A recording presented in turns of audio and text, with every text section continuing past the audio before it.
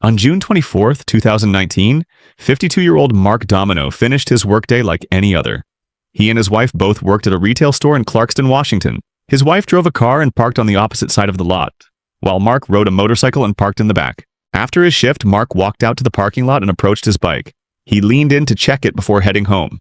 A completely normal, everyday action. But in that moment, everything changed. A nearby driver, Jody Brunel, noticed him. After just a few seconds of watching, she grew suspicious, believing his behavior looked strange. Then she made a 911 call. What started as something harmless quickly spiraled out of control. How's it going, man? Officer Lowers, Clarkson Police Department. Put your phone down for a second. What you got in your pocket there? Is that just something hanging off your backpack? What is that, a hanger? What are you doing with that? Is this your bike? Yes. It's your bike? You got ID on you? Why do you need my ID? Because somebody saw you looking at cars, so I'm here just checking to see what's going on. You got ID on you? Yeah, I do, but did I do anything? Yeah, I'm figuring that out right now. I'll take a look at your ID, though. You don't need my ID unless I did something. Okay. Unless you're taking me in for something like that. Turn around and put your hands behind your back right now. Now! For what? Turn around and put your hands behind your back now! For what? Before we get started, 108, pick it up. please review the You're gonna obey me, or you're gonna go on the ground. Why do I need to obey you? Because I'm giving you a lawful order. For what? Turn around and put your hands behind your back. Did I do anything? Yes. Turn around and put your hands behind your back. What did I do? Do you want to get tased? Excuse me? Turn around and put your hands. For what? Do you know I work here? Turn around and put your hands behind your back. Do you know I work here? This is my bike. Okay. So what did I do for you to approach me and then tell me that put my hands behind my back? Sir. What are you arresting me for? I'm not arresting you. Right now, you're not cooperating with me. For what? And you're getting agitated. You asked me for my ID. Right. I don't have to give you my ID. Okay. Unless I've done something. What have I done? Turn around and put your hands behind your back. For what? Are you arresting me? And for what I'm purpose? detaining you. Detain me for what? Why are you detaining me? You're not even listening. What did I do for you to detain me? Turn around and put your hands behind your back. Was there a report that I stole something? Yes. There was a report that I stole something. Turn around. You just said, hold on. Stop, Dick. Stop. I can get my phone out. Stop. Wait a minute. Why are you putting your hands on me? Stop. For decades, the U.S. Supreme Court has allowed officers to rely on tips to form reasonable suspicion, even anonymous ones, as long as they can be partially verified. From Illinois versus Gates, 1983, to Alabama versus White, 1990, and more recently, Navarrete versus California, 2014. The court has made it clear if some details check out, the rest may be credible too. But in this case, the caller wasn't anonymous. Jody Brunel gave an accurate description of Mark Domino, which may have justified an initial contact to identify him. What happened next is where things escalated. Instead of de-escalating, the officer immediately accused Domino of theft and demanded compliance. When Domino resisted, the situation spiraled. A physical struggle broke out. He was tased multiple times before being subdued and handcuffed. Afterward, officers placed him in a patrol car, searched his pockets, and contacted the caller. Yeah. Okay. Do you have your ID with you? I do. I'm over here. Okay. I'm 214, Mom. Okay. Is that the male that you saw? Okay. Can you get me video?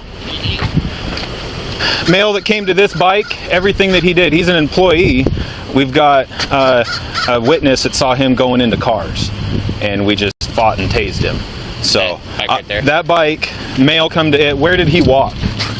Which cars? The car that he got into is clear on the other end. Okay. He kinda So you walked saw one male walking from all the way over there, clear over to here. and that's the male that we talked to. Yeah, I watched him. He Okay. got into 3 doors of that car, and then he just walked Okay. away and came clear over here. So Okay. I thought, well, that's not right. Okay. But the woman came Can over you and start looking at that for me? Yeah. the woman came over and was Okay. kind of pissed, saying it was this On that car is jacket. registered with him. But Jude, you say it's your car. 19's on scene with the RP.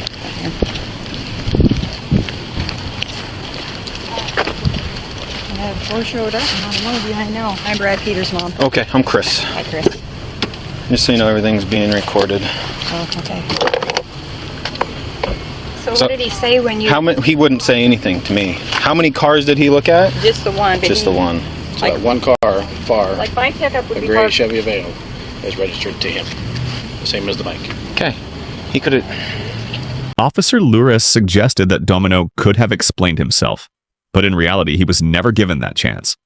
In just 32 seconds from the initial contact, the situation escalated to the point where Domino was ordered to put his hands behind his back. The information given was also inconsistent. First, he was reported for looking into cars, then suddenly accused of theft, creating confusion from the start. Notably, the officer never attempted to verify the 911 call and quickly shifted focus to demanding identification. At that point, it was no longer about the original suspicion. It was about Domino refusing to identify himself. Meanwhile, de-escalation principles emphasize listening first, seeking to understand before trying to be understood. But here, instead of dialogue, force was chosen almost immediately.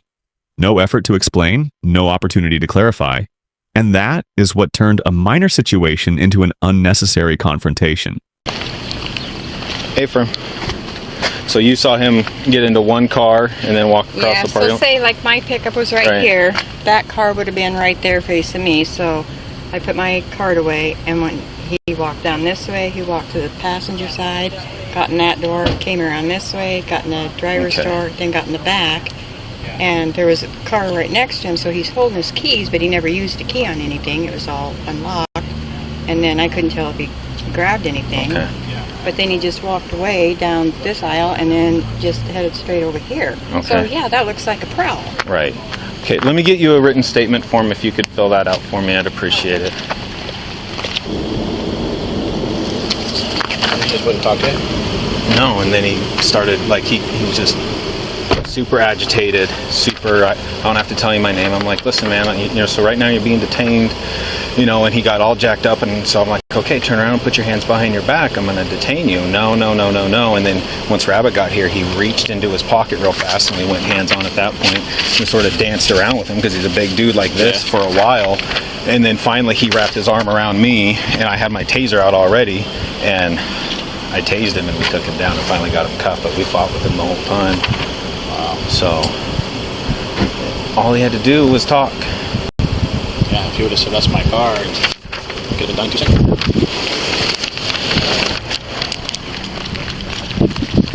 Okay, you just fill this out and drop it off at GD, or have Brad drop it off with for us, whatever works for you, as soon as you can. I'm not sure yet. So what did he say when you... He wouldn't say anything. I don't know anything, so I'll still get everything figured out. Yeah, me too. Thank you. All right, well, I'm going to see if I can get video and head up to the jail. Call supervisor.